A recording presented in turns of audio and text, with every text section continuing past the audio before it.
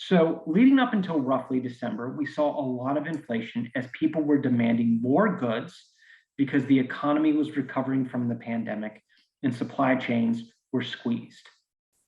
After December, when Putin began to get more aggressive with regard to Ukraine, we begin to see oil prices increase and gasoline prices increase.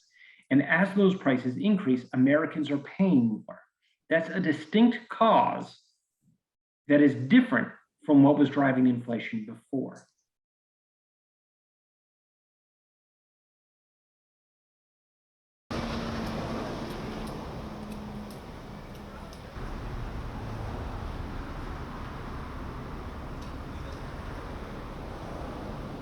And what we've seen thus far is that other oil producers, such as Saudi Arabia, are not committing to increasing supplies.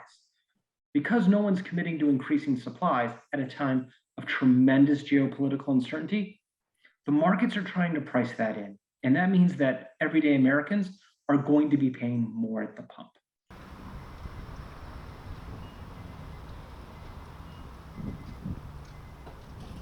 The president has not spelled out what specific steps he'll take.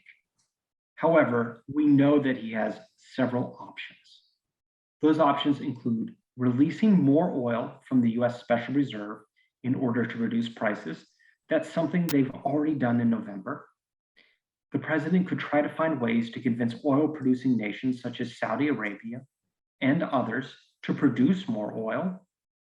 The United States could see a healthy resolution to the situation in Ukraine, and a lot of the fears that we see in the markets could fade away as a result.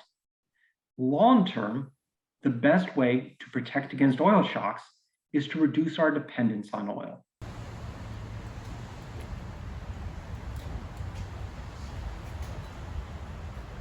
And even as US oil production has increased and imports of petroleum have fallen, we still depend somewhat on the rest of the world, and prices are set by global supply and global demand.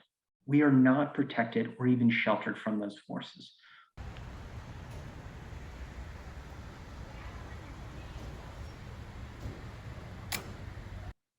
If supplies get squeezed, we might see a direct ask of the Saudis and other countries. But we don't know until that first step with regard to Ukraine.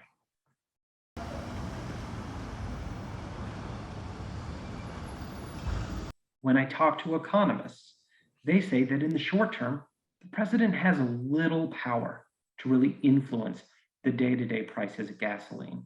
Oh, yeah, just cap me out at $100.